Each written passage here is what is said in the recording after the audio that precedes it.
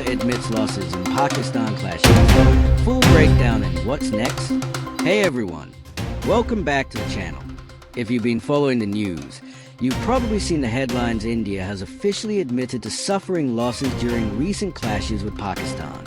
This is a rare and significant admission, and it's raising a lot of questions. What exactly happened? Why is India acknowledging this now?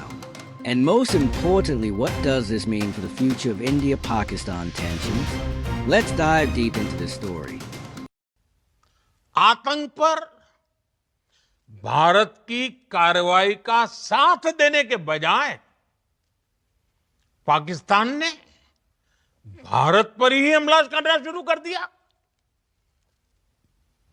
Pakistan ने हमारे स्कूलों, कॉलेजों को, गुरुद्वारों को, मंदिरों को, सामान्य नागरिकों के घरों को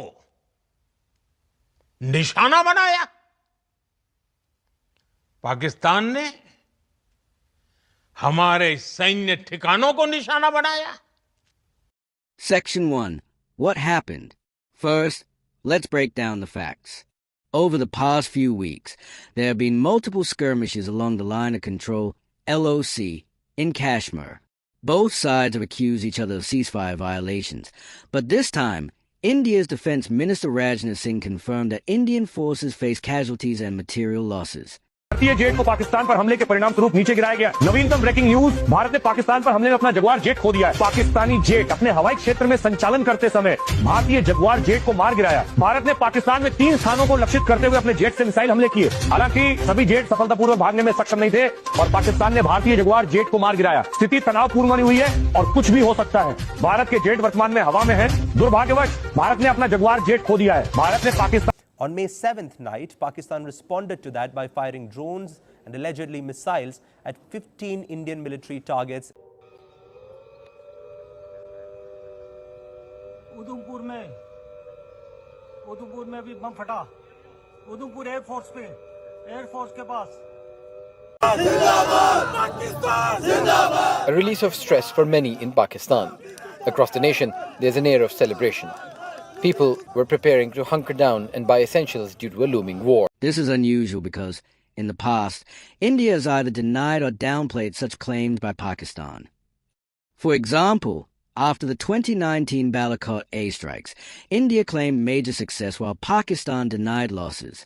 But now, the admission suggests either higher than expected damage or a shift in strategy.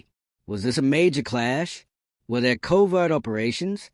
The details are still unclear, but the admission itself is a big deal. The tea is fantastic. Thank you.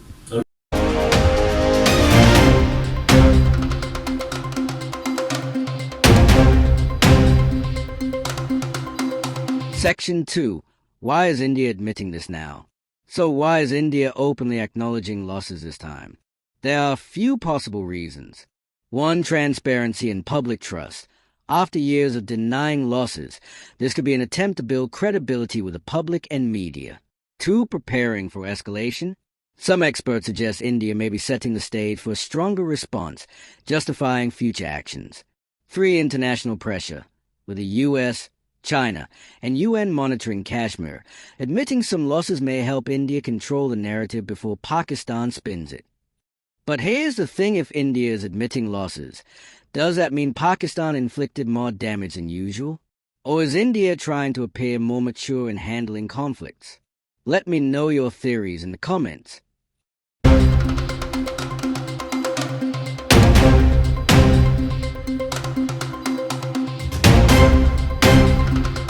Section 3.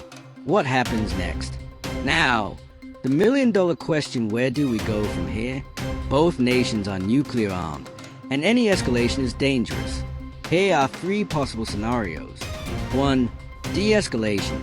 Both sides could dial down tension through back-channel talks, like they've done before. 2. Retaliation. India might launch counterstrikes to save face after admitting losses. 3. Frozen conflict. More ceasefire violations, but no major war, just ongoing tension. Now let's hear UN global leader statements on Kashmir. On Saturday, my administration helped broker a full an immediate ceasefire, I think a permanent one, between India and Pakistan, ending a dangerous conflict of two nations with lots of nuclear weapons. And they were going at it hot and heavy, and it was seemingly not going to stop.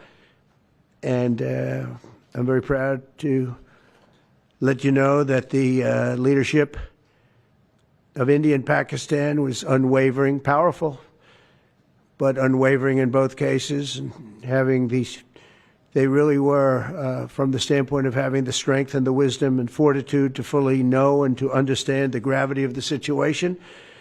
And we helped a lot.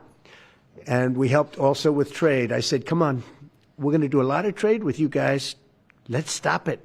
Let's stop it. The world is watching closely.